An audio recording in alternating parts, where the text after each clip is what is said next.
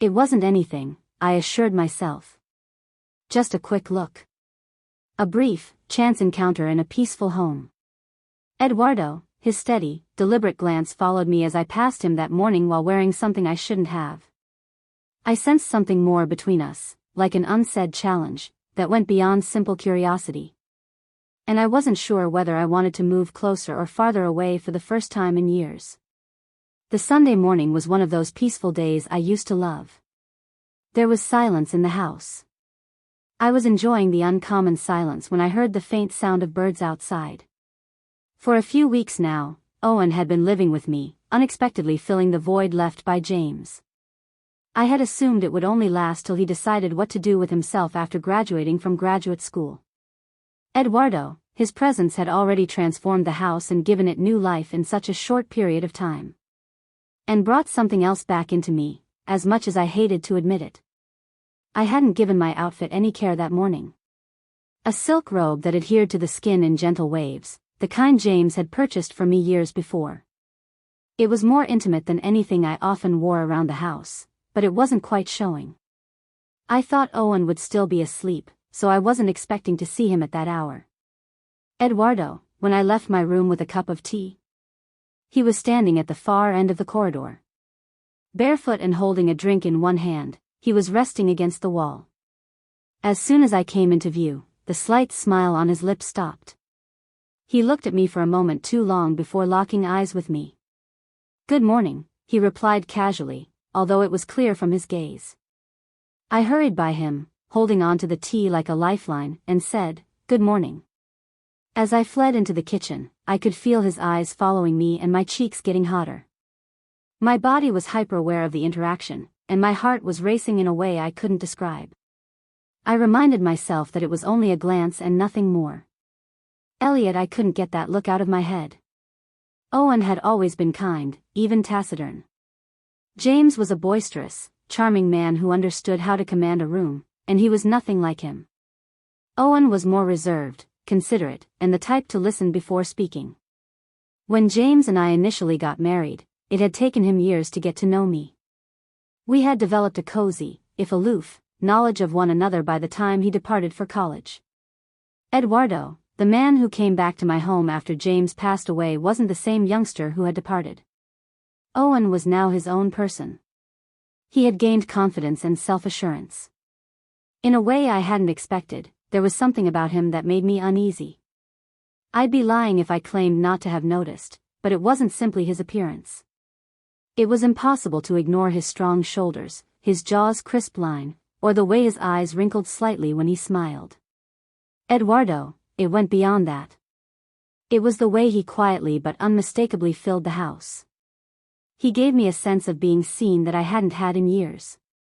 And now that I was thinking about that lingering glance from the corridor, I felt as though something had changed. As the day went on, I threw myself into things I didn't actually need to accomplish in an attempt to shake it off. I spent an hour removing weeds in the garden, reorganized the pantry, and cleaned the kitchen twice. Elliot, despite my best efforts, I couldn't get Owen out of my head. We sat down to eat together that night. We had become accustomed to doing this ever since he had moved in. Even though it was a light and pleasant discussion, I couldn't help but notice how his eyes followed me around as I spoke. He sat back in his chair and added in a casual tone, "Oliver V been busy today." I shrugged, attempting to continue being productive while maintaining a steady stare on my plate. A tiny smile twitched his lips. "Oliver, no, you don't have to be busy all the time." I was taken aback by the remark, so I looked up and met his eyes across the table. "What are you saying?" He answered hastily, "Nothing," but his face softened. "Simply put, you deserve to occasionally take a break." I was briefly stunned by his genuine and kind delivery of it. I feigned a smile and swiftly shifted the topic, but his remarks persisted long after dinner. I kept thinking about how Owen had stared at me in the hallway that morning as I laid in bed that night. The intensity of his stare, the way it simultaneously made me feel alive and vulnerable. I hadn't anticipated that feeling. One that I wasn't sure I wanted, but it was there, indisputable, and couldn't be dispelled by logic. Though I wasn't sure who was in charge, the days that followed were a cautious dance, and I reminded myself to keep my distance and uphold the limits that had always existed. Elliot, despite my best efforts, I couldn't help but be pulled to Owen for reasons I couldn't justify or understand. It began with the minor details. He started to accompany me in the garden, offering to help with weeding or pruning the hedges that had gotten out of control since James's passing. I initially assumed it was only courtesy, a method for him to eliminate time. Eduardo, there were also the times that seemed to have greater significance and that persisted. Owen was crouching next to me one afternoon as I was squatting in the mud pulling at a cannabis that would not go away. His hands were rougher than I had anticipated, brushing across mine and grabbing hold of the same root. "Let me hear," he replied quietly. I released my grip while observing his powerful hands pull the plant out of the ground. There was a slight smile on his lips as he glanced up at me, and I experienced an odd flutter in my chest. I tried to sound light as I said, "Oliver, make it look easy." "It's all about the angle," he said, grinning broadly. We merely stared at one another for a while, the sunlight highlighting his hair in a golden hue. I broke the gap by clearing my throat and said, "Thank you." I turned back to the garden and whispered. "Elliot," my hands shook because I could feel his eyes on me. We sat together in the living room that night after dinner. Owen was sprawled out on the couch, leisurely leafing through a book, while I sat in the armchair with a cup of tea. Outside, the storm had subsided into a steady rain, and the sound of it tapping against the windows could be heard. His voice broke the silence as he continued, "I don't know how you stay so calm." Startled, I looked up. "What are you saying?" His eyes met mine as he closed the book. "It is really quiet in this house. Does it never become too much to handle?" My fingers clenched on the mug as I paused. "I'm accustomed to it, although occasionally," I confessed. Owen leaned forward a little and nodded. "I doubt I could pull it off. I need activity, commotion, and something to occupy my thoughts." I gave a small smile. "Isn't that the reason you're constantly mending things?" He laughed. "Perhaps." A pause fell, the sort that weighed heavily on unsaid words. In a calmer tone, he finally remarked, "I didn't mean to bring it up. I'm not sure. Oliver deserved better than this, in my opinion." I was surprised by the earnestness in his voice. Unsure of how to react, I just stared at him. "More than what?" He muttered this while making hazy gestures about the room. Oliver deserved to feel alive, in this silence, in this loneliness. I was taken aback by the word and momentarily gasped for air. I put down the mug and got up, saying hastily, "I'm fine, Owen. I'm not a cause for concern." "Eduardo," I could feel his steady, unyielding gaze on me as I passed him. Owen was in the garage the following day, going through a stack of old tools that had belonged to James.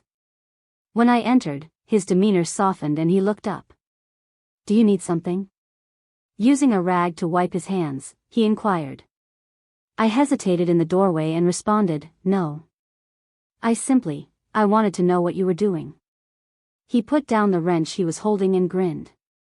"I'm just attempting to make sense of everything." "Everything was kept by your husband."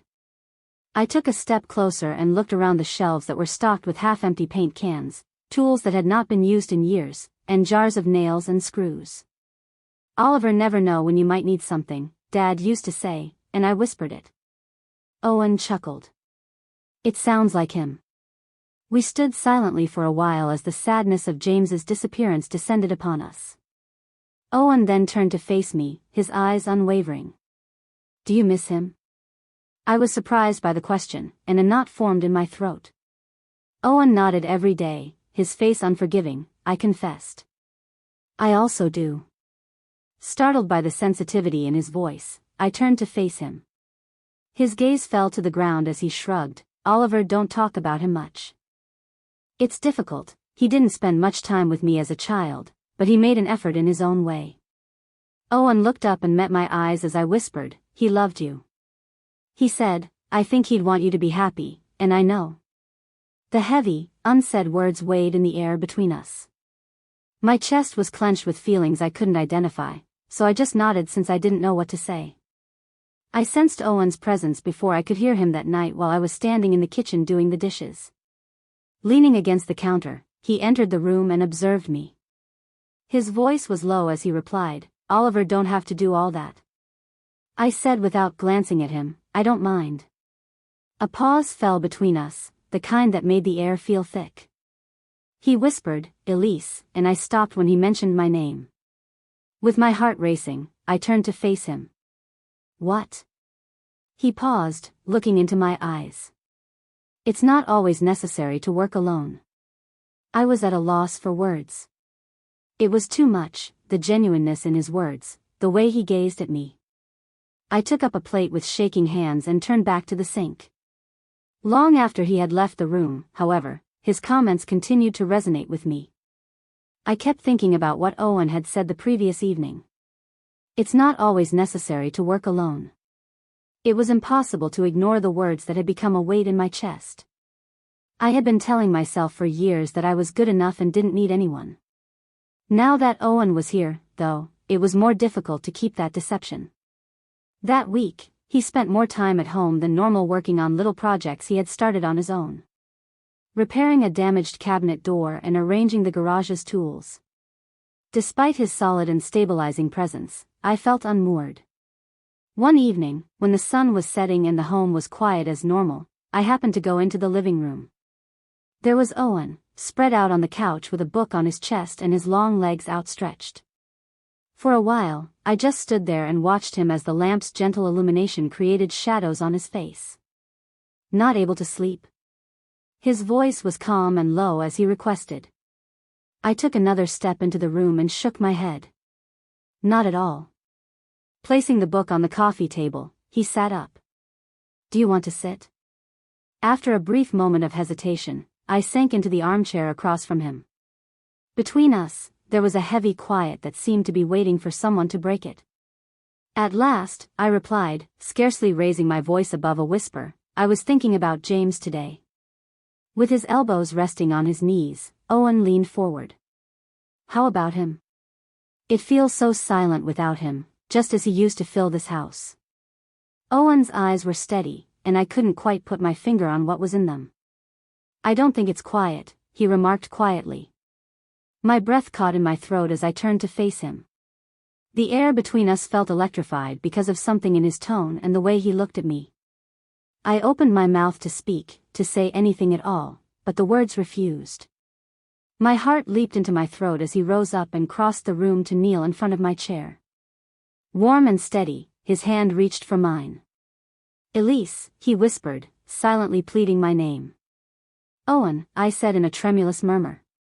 His thumb brushed the back of my hand as he gazed at me as if he were trying to learn my face by heart.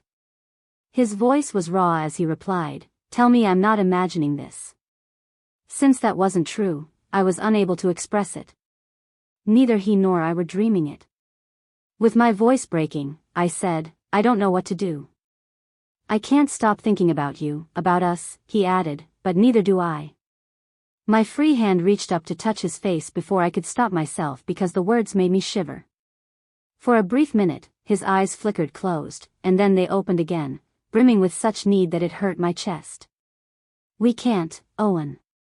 I began, but even as I spoke, the words seemed hollow. "Why not?" His voice was forceful but hushed as he requested. As it was incorrect. Thus it was difficult. Since everything may be ruined. Eduardo, none of those arguments seemed compelling enough to cause me to back down. I made every effort to stay away from him the following day. I plunged myself into tasks, reorganizing the pantry for the third time that month and cleaning places that didn't require cleaning. Elliot, despite my best efforts, I was unable to get rid of the recollection of his touch. He had given me the impression that I was the only thing that mattered. The tension reached an intolerable level by mid-afternoon. I ended up in the study, desperately trying to keep my hands occupied by moving books around on the shelf. "Do you require assistance with that?" I jumped as I heard Owen's voice coming from the doorway, and the book I was holding fell to the ground. "No," I answered hastily as I bent to retrieve it. "I possess it." It was difficult to breathe when he entered the room and filled it with his presence. We need to discuss, Elise. I turned back to the shelves and replied, I don't think that's a good idea. Why not? With a soft yet firm tone, he inquired. Because. I stumbled as I put the book on the shelf, my hands shaking. Because you're afraid, he added, taking a step forward. With my back to the bookshelf, I turned to look at him. I raised my voice and said, of course I'm scared. This is not meant to occur. Elliot, it did, he continued calmly, and it won't go away if you act like it didn't. I started to argue, but I was stopped by the expression in his eyes. His hands braced against the shelf on either side of me as he moved closer, holding me in place. His voice was a whisper against my skin as he said, Elise. I'll go if you simply tell me that you don't feel the same way. I was unable to. It wasn't true, therefore I couldn't say it. Rather, I extended my hand, which was shaking as it touched his chest.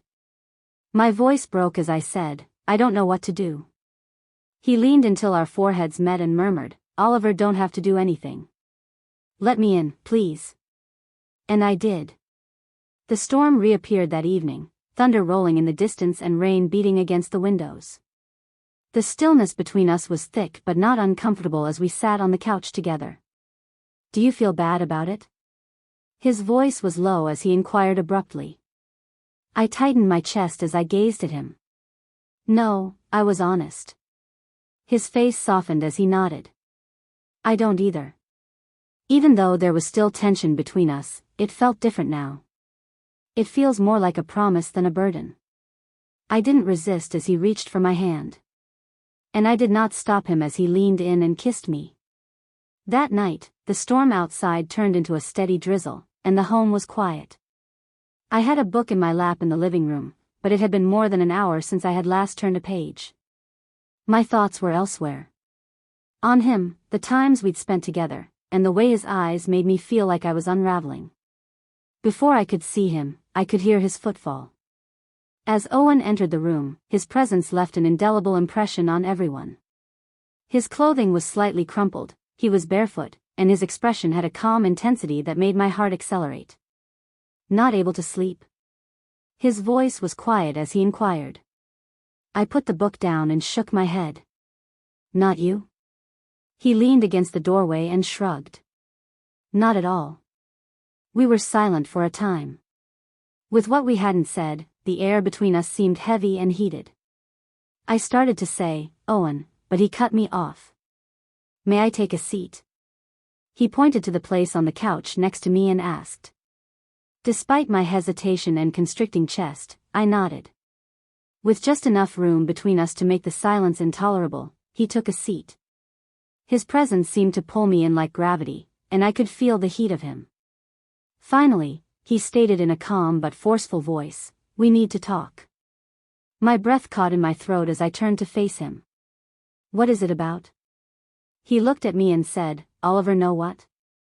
With my hands twitching in my lap, I turned my head away. I'm not sure if I can. Yes, you can, he replied softly as he extended his hand to grasp mine. His touch was grounded, solid, and warm. Tell me how you feel, please. With a forceful gulp, my chest constricted. Finally, I said, it's complicated. I don't care, he said in a quiet but determined tone. With unshed tears blazing in my eyes, I gazed up at him. Owen, it's not that easy. It's incorrect. Why? His thumb grazed the back of my hand as he inquired. For fear that others may not comprehend? Because you're afraid of it? Because, Elise, I'm afraid of it too. Elliot, you are always on my mind. I'm infatuated with you. His remarks were weighty and relentless as they hung in the air. I could feel the well-erected barriers I had erected over years of loneliness starting to come apart. Owen, I said in a tremulous murmur. His forehead pressed against mine as he pushed closer. Tell me to stop, he whispered. Say the word and I'll leave you alone if you don't feel the same. Eduardo, what if you do? I was unable to say it. I didn't want him to stop, therefore I couldn't tell him to. Rather, I moved closer to him, my lips grazing his in a self-conscious kiss. It was tentative and gentle, but it grew the moment his hand reached up to cup my cheek. That kiss was the culmination of years of loneliness, wanting, and depriving myself of the opportunity to feel alive once more. His contact rekindled something in me that I had assumed had long since inactive. His hands were soft but persistent. We took a while to get upstairs. Our cautious, methodical motions as we explored the boundaries we'd both been too scared to cross turned the living room into a swirl of muted gasps and whispers. The rain had returned by the time we reached my bedroom, and we could hear it tapping against the windows while distant lightning flashed. Owen stopped at the doorway and looked into my eyes. "Are you certain?" His question was hardly audible above a whisper. "Yes," I responded, uttering the word without hesitation. I was astounded by the compassion with which the next moments developed. Owen's motions were purposeful and his touch was respectful, as though he was worried that I may disappear if he wasn't careful. I gave myself over to him because he gave me a sense of belonging and acceptance that I hadn't had in years. It was like we were both rediscovering something we hadn't even realized we'd lost, and it was more than just physical, it was emotional. When it was finished, the room was illuminated by the gentle light of the storm outside as we lay entangled beneath the sheets. With his arms slung around my waist, Owen's fingertips traced languid lines across my flesh. "Are you all right?" His voice broke the silence as he asked. Emotion hard in my throat, I nodded. "Yes," I responded quietly, and he drew me in by kissing my forehead. He whispered, "I meant what I said. I just want to be with you, no matter how difficult it may be." I buried my face against his chest as tears stung my eyes. I said in a shaky voice, "I don't know what happens next. One step at a time," he continued steadily, "we'll figure it out." The house was still covered in the gentle gray light of dawn when I woke up before the sun. I remained motionless for a while, taking in the steady cadence of Owen's breathing next to me. With his arm around my waist, his warmth provided a constant contrast to the chilly morning air. Even if the previous night's events seemed flimsy and unreal, I knew they were real because of the weight of his hand on my hip and the rise and fall of his chest. Relief, shame, dread, and something perilously like joy were all swirling through my head. Not wishing to wake him, I cautiously slipped out of bed. The floorboards creaked softly underfoot as I walked to the kitchen, pulling on my robe. This morning, there was a change in the atmosphere of the house. It was calmer but not eerie. Leaning against the counter and gazing out the window, I brewed a pot of coffee, the aroma filling the air. The flowers that Owen had made fun of were still standing strong in the early morning light, and the garden was glistening with dew. I had completely let my guard down last night, and I wasn't sure how to raise it again. I had the impression that I was standing on the brink of something I couldn't see completely because everything felt so unstable. "Good morning." I turned to see him standing in the doorway after being startled by his words. His t-shirt was a little crumpled, his hair was tousled, and his eyes had a tenderness that made my chest hurt. My voice was a little quieter than I had intended when I said, "Good morning." He poured himself a cup of coffee at the counter and then leaned against the other side of the kitchen island. We simply stood there for a time, our silence containing all of the things we had not spoken. "Are you all right?" Finally, he asked in a cautious tone.